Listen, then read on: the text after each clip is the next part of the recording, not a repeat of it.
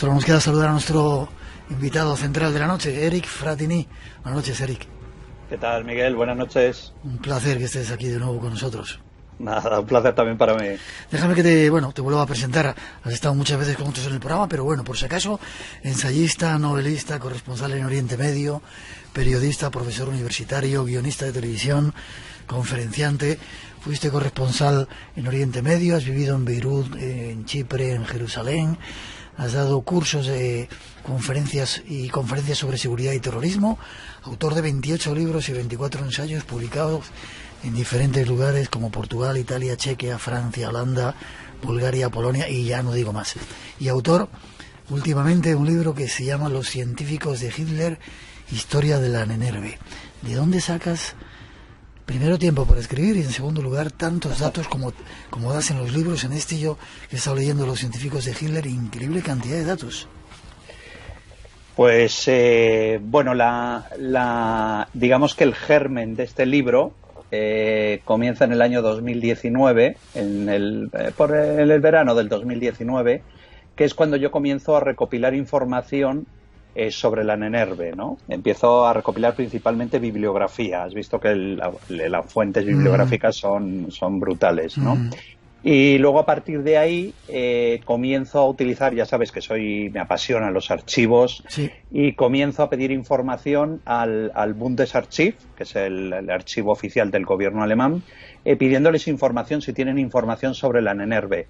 Y realmente, bueno, espectacular, porque bien es cierto que después de la guerra la Nenerve intentó quemar la mayor parte de sus archivos principales, pero todavía quedan muchísimos documentos, telegramas entre líderes de la Nenerve que están archivados en el Bundesarchiv. Y a partir de ahí fue cuando yo empecé a pedir documentos al Bundesarchiv que me fueron enviando y con eso conformé el 85-90% de la documentación. Esto te estoy hablando ya de finales del 2019. Tú sabes que yo como ya no me dedico, entre comillas, profesionalmente a escribir, porque lo he dejado por otro tipo de temas más sociales, llegó la pandemia en el año pasado. Y durante los 2 meses que duró la pandemia, que tuvimos que estar encerrados toda la población, pues fue cuando dije, caray, por lo menos voy a escribirme un par de capítulos. Voy a intentar escribirme el mayor número de capítulos que pueda. Yo además tenía firmado este libro con Planeta, con el grupo Planeta, ¿no? Sí. Que es quien lo ha editado. Y bueno, ya sabes cómo soy, me puse ahí a escribir, me vino muy bien realmente, como gimnasia mental me vino francamente bien. Y terminó que cuando estos 2 meses que terminó la pandemia y que nos permitieron volver a salir a la calle y hacer una vida más o menos normal, descubrí que había escrito más de 400 páginas. Eso te iba a decir, los 2 capítulos se convirtieron en 400 páginas. Sí, no te quiero cortar. No, efectivamente, se convirtieron en más de 400 páginas. Sí, señor. Vamos con el tema, avisamos, hay cosas a veces terroríficas que han hecho seres humanos contra seres humanos, y nos lo va a contar nuestro invitado Eric Fratini. Empezamos tras esa primera introducción. Antes de entrar, si te parece, Eric, en la Nenerve, hablemos un poco sobre los prolegómenos, la raza aria. ¿De dónde surge toda esta historia, toda esta locura que llevó a ese holocausto de guerra nuclear, de guerra mundial y el holocausto?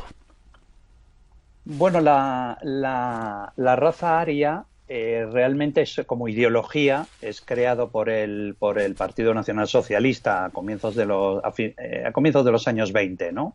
Cuando comienza un cabo austríaco que no conocía a nadie, que se llamaba Adolf Hitler, comienza, digamos, a basar su discurso en pequeñas tabernas de Múnich, principalmente, comienza a dar discursos donde comienza a hablar de la raza aria como la raza, el origen de la raza alemana, y la necesidad de recuperar ese origen, volver al Volkisch, lo que ellos llamaban el Volkisch, que era Volkisch es tierra, ¿no?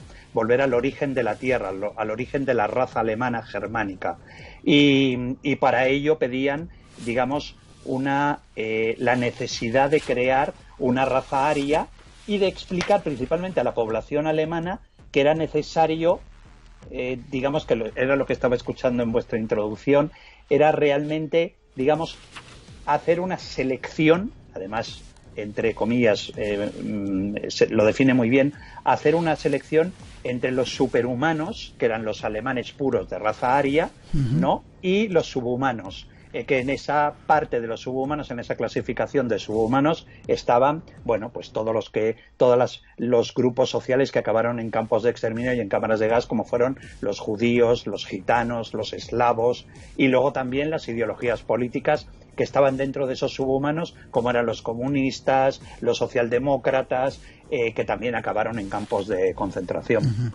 Ese fue un poco el germen, el origen de toda esta historia que vamos a contar hoy. Ya te empiezan a saludar desde Chile, desde Héctor Escobar en Alberta, Canadá, en Marruecos, Casablanca, o de nuevo en Chile, Lima, Perú, en Chiloé, al sur de Chile, en Toluca, México, Guatemala, Alejandro Ponce también te saluda. Un montón de gente saludándote.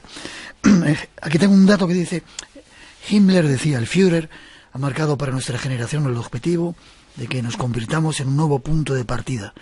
Quiere que volvamos a los orígenes de la sangre, que nos enraicemos de nuevo en el suelo, recabar energías de fuentes que han permanecido sepultadas durante 2000 años. Era recuperar un poco todo eso antiguo y muy enraizado. Hemos hablado muchas veces ya de los SS y del esoterismo nazi, pero enraizar con todo ese tipo de cosas, ¿verdad? Bueno, uno de los grandes teóricos que viene a colación, uno de los grandes teóricos de estas teorías fue, curiosamente, un tipo que había nacido en Argentina, de padre alemán, que es Walter Darré, que luego se terminó convirtiendo en ministro de Agricultura durante el gobierno del Partido Nacional Socialista. Este era además, Darré era un intelectual, que además fue luego, posteriormente, en el año 35, fue uno de los grandes ideólogos para la creación de la NENERVE, ¿no? Darré era un intelectual, era un tipo que hablaba 4 idiomas, era un tipo que se había educado en la gran universidad de Heidelberg, en el King College de Londres, y digamos que él escribe los primeros textos con lo que hablábamos antes del Völkisch, ¿no? Digamos que la vuelta a la tierra alemana, al étnico alemán, digamos el origen de la raza aria, de la vuelta a la tierra, a la patria, y es Walter Darré quien realmente comienza con esas teorías. Él escribe un artículo muy interesante, yo lo he leído ya traducido al inglés, que se llama Sangre y Suelo, donde él, digamos, que da los primeros pilares para la creación de lo que luego fue la NENERVE, ¿no?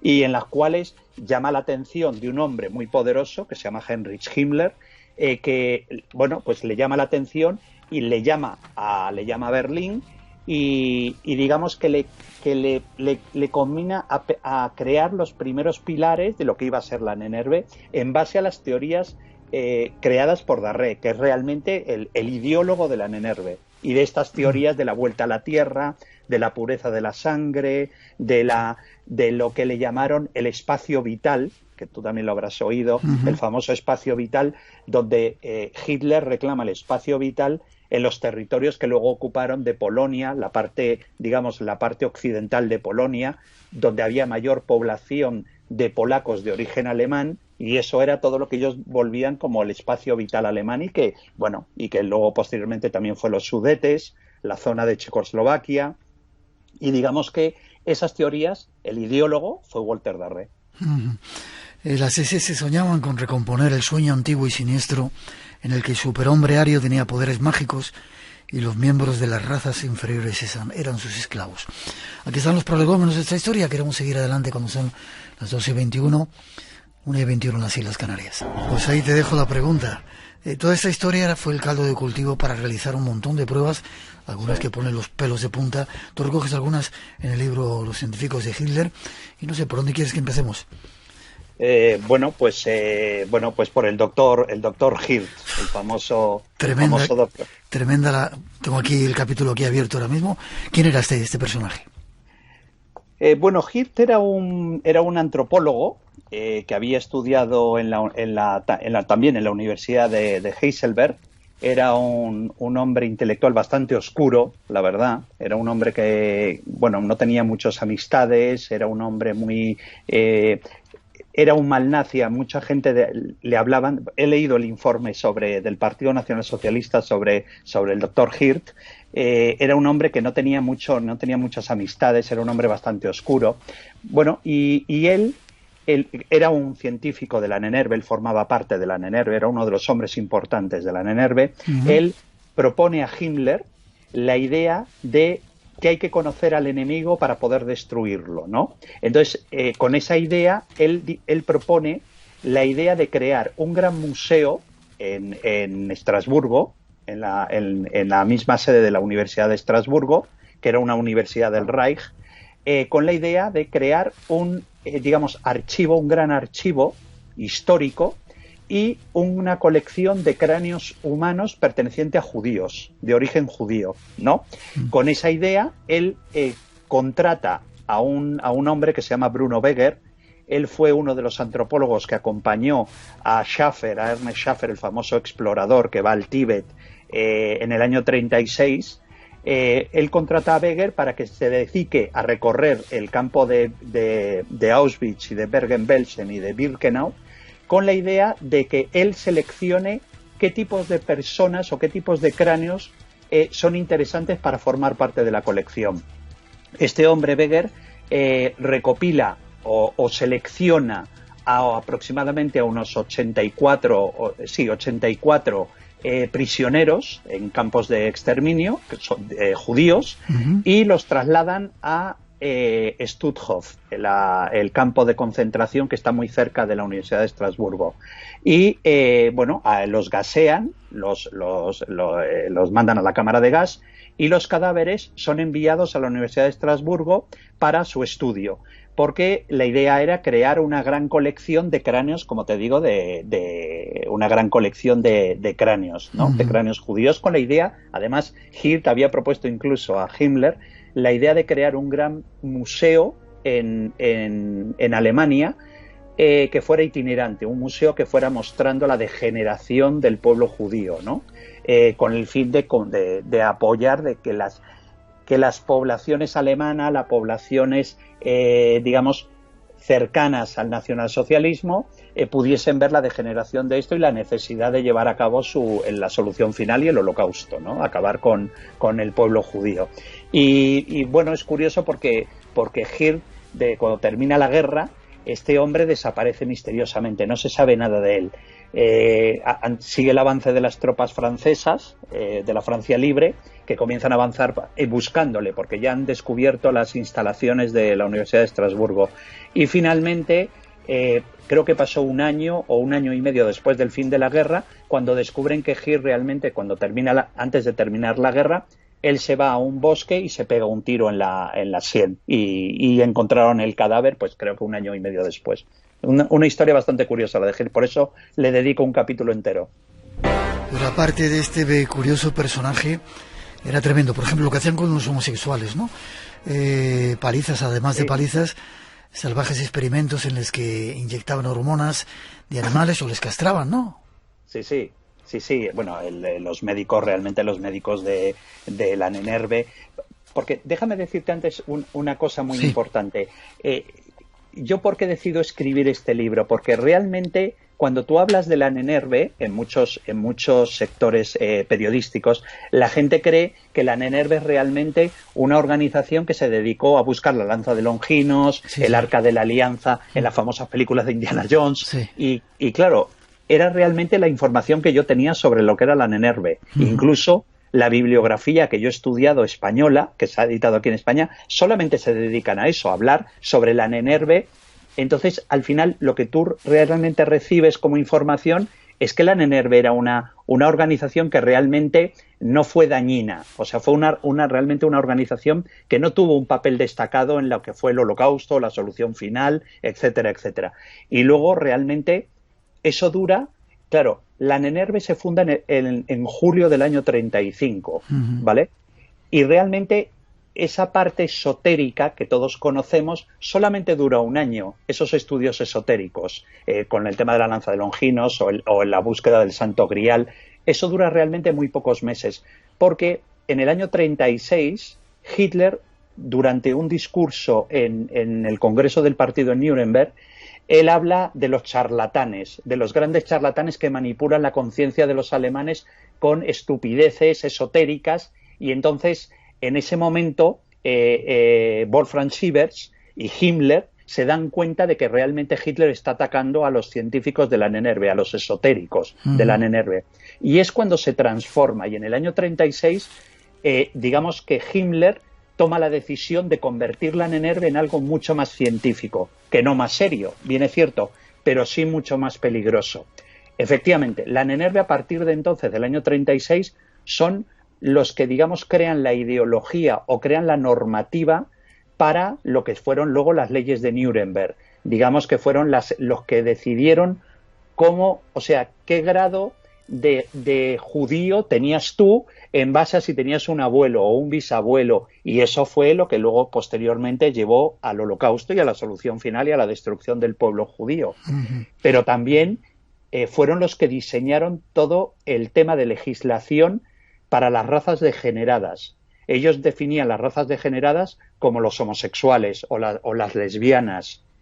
Digamos que eran gente no provechosa para el Reich. Digamos que eran gente que, claro, que no iban a tener hijos para el Reich, que eran los futuros soldados del Partido Nacionalsocialista, ¿no? Entonces, fueron los que decidieron la creación del proyecto Lebensborn, del programa Lebensborn, que yo creo que en tu programa se ha hablado mucho del programa Lebensborn, que fue realmente la creación de granjas, porque hay que llamarlo así, donde mujeres alemanas arias eran, digamos, inseminadas por altos miembros de las SS con el único fin de dejarlas embarazadas para que cedieran esos hijos al Reich, ¿vale? Y todo ese programa fue creado por la NNRV. La NNRV creó, por ejemplo, toda la política de robo de obras de arte, expolio de archivos y museos en los países ocupados. Todo eso lo llevó a cabo la NNRV. La NNRV creó una institución muy peligrosa, yo creo que la más criminal de todas, que se llamó Instituto de Investigación Científica Militar, que agrupó a todos esos grandes científicos, si se puede decir, que eran académicos, que eran miembros de grandes universidades de biología, eran médicos, eran genetistas, que degeneraron sus conocimientos en los campos de exterminio para llevar a cabo experimentos. Tú me preguntabas a lo mejor casos brutales. Por ejemplo, está el doctor Dean Schuller, por ejemplo, que en Buchenwald inyectó a prisioneros la fiebre amarilla, viruela, tifus o cólera, para ver en cuánto tiempo morían. O el doctor Klaus Schingel, por ejemplo, que era un especialista en medicina tropical que mató, se dice en el tribunal de Nuremberg, a cerca de 500 prisioneros inyectándole el virus de la malaria. Y así un larguísimo etcétera, incluido pues el más conocido de todos, que es Joseph Mengele. Te has adelantado un poquito con datos que has dado ya de la NNRV, pero también he leído aquí en alguna parte de tu libro, unir a dos hermanos gemelos por la espalda y para crear un nuevo ser tremendo, ¿no? Sí. Eso fue uno de los experimentos que hizo el doctor Fritz Klein en Bergen-Belsen. Este hombre también estaba obsesionado con el tema de los gemelos y entonces, con el apoyo también de las investigaciones que estaba llevando a cabo Mengele en Birkenau, como jefe del servicio médico de Birkenau, no de Auschwitz, como siempre se dice, él era el jefe médico de Birkenau, empezó a hacer pruebas con experimentos con gemelos, con niños gemelos, niños y niñas gemelos. Y uno de los experimentos que él expuso, además con fotografías y todo, tengo que decir que el expediente de ese experimento está en el Bundesarchiv actualmente y se puede investigar y se puede leer, ¿no? Él decide unir por la columna vertebral a gemelos y les inyecta diferentes sustancias les inocula diferentes enfermedades al mismo tiempo para saber cuál de los dos niños moría o niñas morían antes. Y eso fue uno de los grandes experimentos que llevó a cabo este hombre. Tremendo. Te saludan desde Puerto Rico, desde Argentina, desde Uruguay. Dice, buenas noches, mis saludos y un especial a Ángel Álvarez de Ibiza, que es su padre, que fue quien le recomendó el programa desde Samir, desde Nador, en Marruecos también, y la Guardia Civil en La Coruña, que están pendientes del programa siempre y cuando no tengan avisos, al igual que muchos cuerpos de seguridad del Estado. Estás en el espacio en blanco, 2:34, 1:34 en las Islas Canarias. Seguimos adelante dando datos de este extraño grupo que pensábamos, como ya ha adelantado Eric, que solamente se dedicaba a buscar objetos de poder, pero hay algo más. Aunque ya has adelantado, Eric, parte de los datos, ¿por qué se lanza la NENERVE? ¿Por qué se crea? Creada el 1 de julio del 35 por Himmler, como decíamos aquí, pero ¿qué otro? ¿Qué se buscaba? En un principio, como tú decías, no era solamente la búsqueda de reliquias, sino que luego se amplió más, ¿no? Sí, efectivamente. Bueno, la NENERVE se crea realmente desde un punto de vista esotérico. Realmente, porque lo crea Himmler. Himmler durante su juventud había sido un gran, digamos, más que lector, había sido un gran consumista de libros esotéricos, de libros que hablaban del Valhalla, de libros que hablaban de la raza superior, de la raza germana y de los pueblos germanos que habían, digamos, habían ocupado todo el continente europeo. Entonces, en base a esa teoría, digamos que también tenía un punto de vista esotérico cuando Himmler crea en los años 20, a finales de los años 20, crea las SS. Digamos que lo crea como una especie de Camelot, ¿no? De guerreros de la tabla redonda, y con esa ideología es como él crea, porque además Himmler, cuando él comienza en el Partido Nacional Socialista, se afilia al Partido Nacional Socialista y se une a Hitler como jefe de la escolta de Hitler.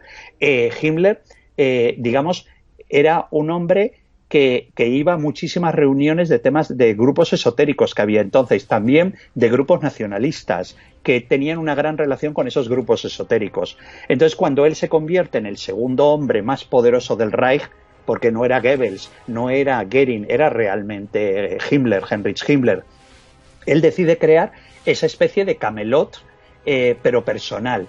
Incluso hay una conversación entre Hitler y Goebbels, porque Goebbels le dice a Hitler que no deje la ciencia en manos de Himmler, de manos de las SS, porque tiene que ser utilizado como un tema de propaganda, la ciencia realmente en Alemania, y lo que pasa que Hitler no le da tanta importancia a la ciencia en ese momento y decide dejarlo en manos de Himmler, porque además el propio Hitler lo decía muy bien en la biografía, en una de las grandes biografías que se han escrito sobre Himmler, que Hitler decía siempre esas locuras de Himmler, que tiene Himmler, ¿no?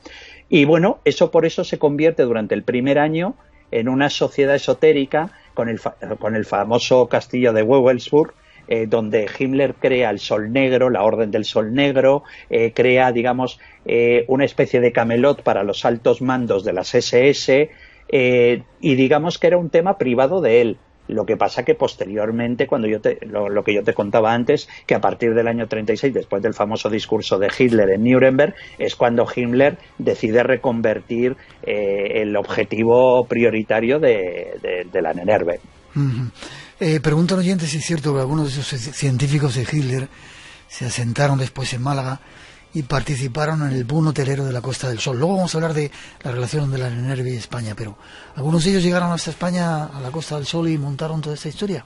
No, ninguno llegó a España. España realmente, además creo que lo hemos hablado tú y yo en algún otro programa tuyo, a España realmente llegaron miembros del Partido Nacional Socialista, de la Gestapo, pero mandos intermedios, no gente importante. Gente importante aquí estuvo Otto Skorzeny, que sí que realmente fue un hombre importante del Partido Nacional Socialista, pero digamos que no fueron tan importantes. Se quedó mucha parte del cuerpo diplomático del Tercer Reich alemán en España. Después de la guerra se quedaron muchos en España, muchos se fueron a Alicante, otros se fueron a Málaga, pero digamos que eran mandos no muy importantes del partido.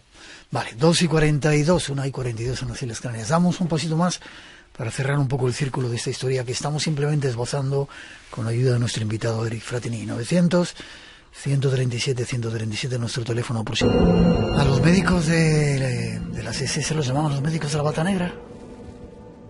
Sí, efectivamente, pero eso aparece en un documento de Nuremberg. durante el juicio a los doctores, después del famoso tribunal de Nuremberg, del juicio de Nuremberg a los altos jerarcas del Partido Nacional Socialista, donde condenan a muerte a la mayor parte de ellos.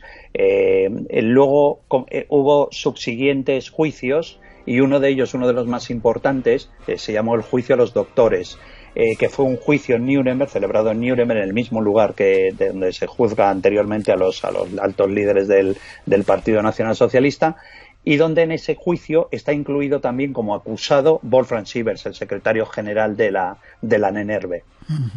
Vale, y es cierto que viajaron hasta el Tíbet. Y una pregunta más, primero sí, basándonos en las cuestiones esotéricas, ¿se encontraron, aparte de la lanza de Longinos, algún otro objeto de poder que les diera, o que creyeran que les daba poder a toda la nación? No, ninguno. No hay, o por lo menos no hay documentación. Incluso la documentación que hay mira, la mayor documentación que hay actualmente en el Bundesarchiv es sobre la expedición del año 36 de Ernest Schäfer, que era un hombre, yo también le dedico un capítulo porque era un hombre muy interesante realmente. Era un tipo, yo lo comparo con la figura de Speer, de Albert Speer, ¿no? Esa figura que era un genio de la arquitectura. Schäfer era un genio, era un explorador al que todo miembro de las juventudes hitlerianas quería parecerse, porque aparecía en las portadas de las grandes revistas alemanas de la época, ¿no? Como uno de los grandes expedicionarios. Era un poco como el Indiana Jones de las películas.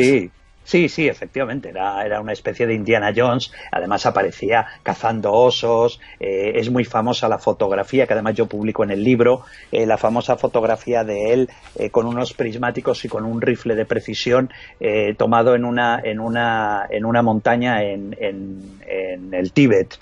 Que esa fue una de las grandes portadas que aparecieron sobre él en Alemania, ¿no? Además, te digo, él era un héroe, y además fue una figura muy utilizada por la propaganda de las SS, porque él era oficial de las SS. Y digamos que yo creo que fue un oportunista. Schäfer fue realmente un oportunista, porque una de las cosas que más miedo te da cuando lees mi libro es que cuando terminas el último capítulo dices, caray, cómo gente...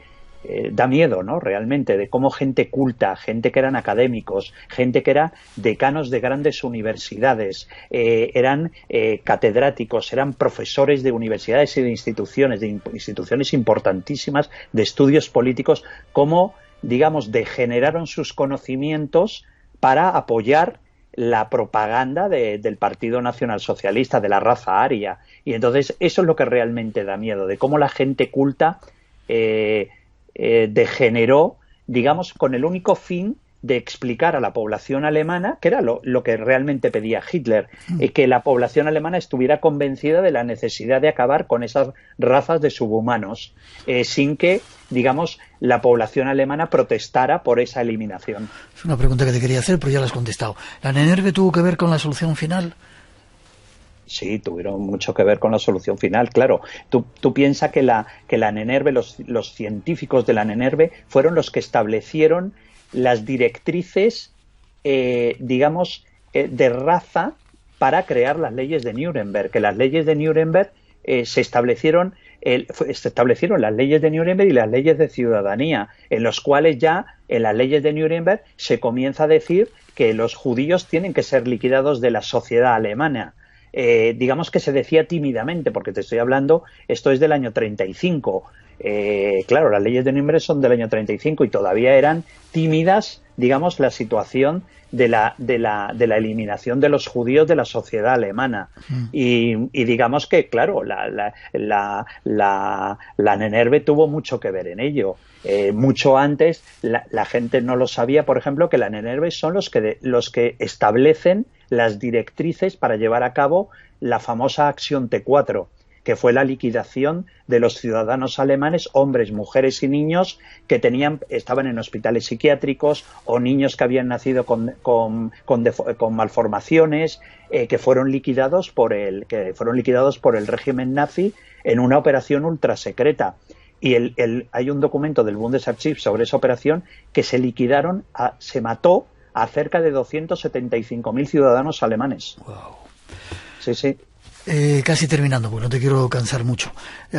Al final del libro haces un listado de instituciones de la NENERVE y es increíble porque, como yo tenía también la idea de que solamente la NENERVE era un grupo que buscaba reliquias, pero había instituciones como lingüística y estudios culturales ario-indoeuropeos, estudios culturales germánicos y ciencias del paisaje, jurisprudencia histórica indogermánica, investigación étnica alemana, runas, alfabetos y símbolos, marcas de casas y parentesco. Hay uno muy curioso, departamento de historia de la fe indoeuropea, departamento de investigación, hay una que tiene que ver con las hadas y los gnomos. Es decir, había para todo, ¿verdad? Y estuvieron en España, o una relación de la NENERVE con España también, ¿verdad? Sí, brutal. Dedicas un capítulo muy largo a ello. Si nos puedes dar algunos datos, porque creo que estaba un personaje, Martín de Santaolalla, que regaló a Himmler un broche cuando estuvo aquí. Sí, un broche visigodo, sí. Julio Martín de Santaolalla, realmente la relación más estrecha que tiene España con la NENERVE alemana, con Wolfram Sievers, es a través de Julio Martínez Santaolalla. Este es un hombre muy curioso, porque él había sido nombrado por Franco comisario general de excavaciones arqueológicas, ¿no? Y él comienza a tener una relación muy estrecha con Alemania, aparte de que él era un germanófilo. Él había estudiado en la Universidad de Bonn, era un hombre que hablaba perfectamente el alemán. ¿Y qué pasa? Que como habla perfectamente el alemán, cuando Himmler visita en el año 40, visita España, es la famosa visita a España que hace, ponen a Julio Martínez Santaolalla como Cicerón de Himmler, ¿vale? Es Julio Martínez Santaolalla quien acompaña a Himmler a visitar el Alcázar de Toledo, para explicarle cómo había sido la resistencia del Alcázar.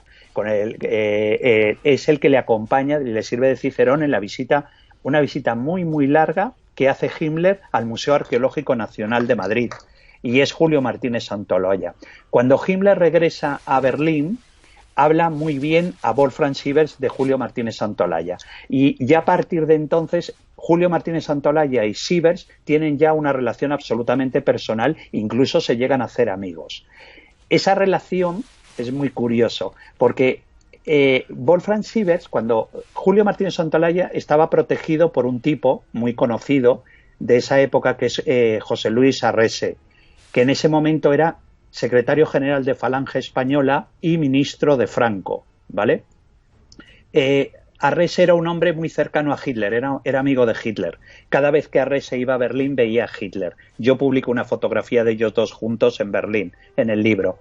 Vale, Arrese, fíjate qué curioso lo que yo descubro. Arrese, cuando vuelve a España, intenta convencer a Franco, de establecer una NENERVE, de crear y fundar una NENERVE en España, ¿vale? Que reuniese a todo, digamos, el aparato científico, al grupo científico de científicos españoles, y además se iba a llamar igual, se iba a llamar la NENERVE España, ¿vale? Entonces, por el otro lado, estaba José Ibáñez Martín, que era el ministro de Educación de Franco, un hombre con muchísimo poder y que lideraba el grupo del Opus Dei, ¿no? Entonces, José Ibáñez Martín le dice a Franco que no es conveniente dejar en manos de Falange toda la ciencia de España,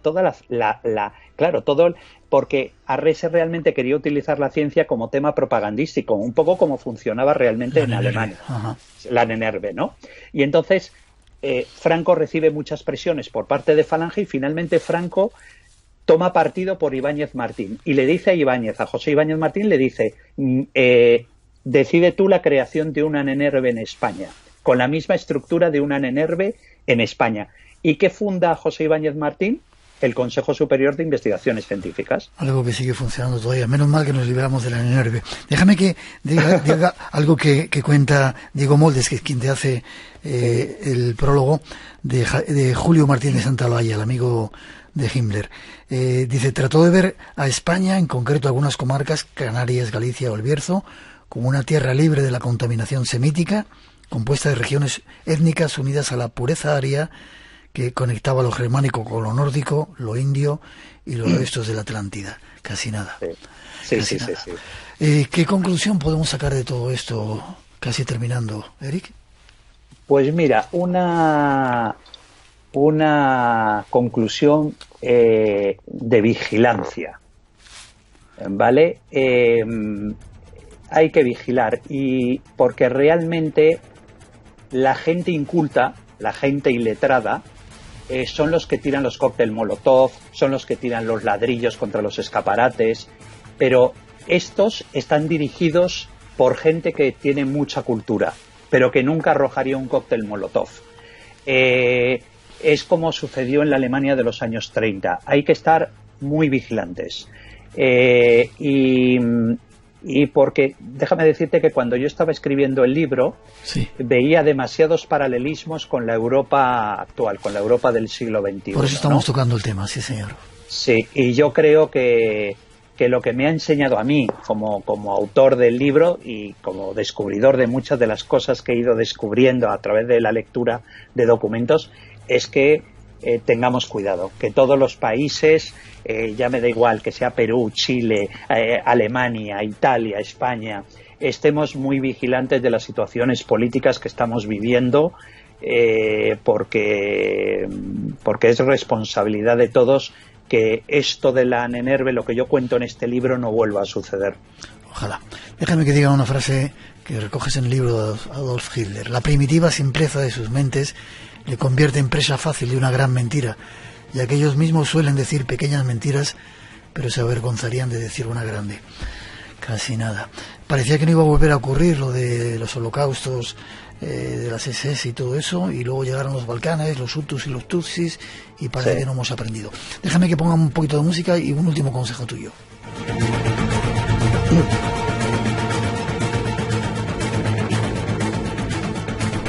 Tener los ojos abiertos, tener cuidado, porque muchas de esos paralelismos o de esas hay similitudes entre lo que ocurrió entonces en Alemania y lo que está ocurriendo ahora.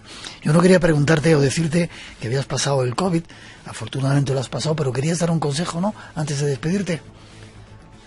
Pues sí, además déjame aprovechar tu programa porque sé que tienes un gran abanico de oyentes, pero uno de los grandes sectores sociales que te escuchan son la gente joven.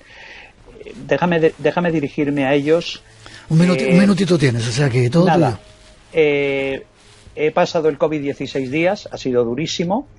La Policía Municipal de Madrid, para que te hagas una idea, desde el mes de octubre, que es cuando se inicia el estado de alarma por el COVID en Madrid, en la Comunidad de Madrid, ha reventado más de 5.200 fiestas ilegales de gente joven. Y déjame decirte otro dato. Ayer yo pasé la ITV, ¿no?, la revisión en neumología en un hospital, ¿no?, después de haber pasado el COVID 16 días. Enfrente mío había un chico de unos 20 y tantos años con una mochila, tenía un aspecto realmente de deportista, ¿no? Y cuando me toca mi turno, el médico, el neumólogo del hospital me dice: ¿has visto el chico que estaba antes que tú? Y le digo: sí, el chico este, pero parecía muy deportista, ¿no? Dice: bueno, ese chico tiene 27 años y ha pasado el COVID y tiene los pulmones destrozados. En la mochila lleva una botella de oxígeno de la que ya no se puede separar. Wow. Tenemos que estar atentos a esta historia. Gracias por darnos datos de los científicos de Hitler, la historia de la Nenerve, por este consejo. Hay que estar precavido, cuidarnos, y forma de contacto contigo por si te quieren conectar y decir más cosas. Pues a través de Twitter, Eric Fratini, @ericfratini, y a través de email, pues una dirección muy sencilla es ericfratini@gmail.com, y me pueden preguntar todo lo que quieran. Gracias, Eric. Me alegro mucho que te hayas curado ya de esa historia, que estés ya vacunadito y que sigamos adelante. Genial, Miguel. Oye, un beso muy muy grande. Además, ahora te lo puedo dar, que he dado negativo en COVID. Yo lo recibo. Yo también me he hecho la prueba y estoy negativo. Así que yo también lo recibo. Fuerte abrazo. Un abrazo muy grande para todo el equipo. Gracias, hasta prontito.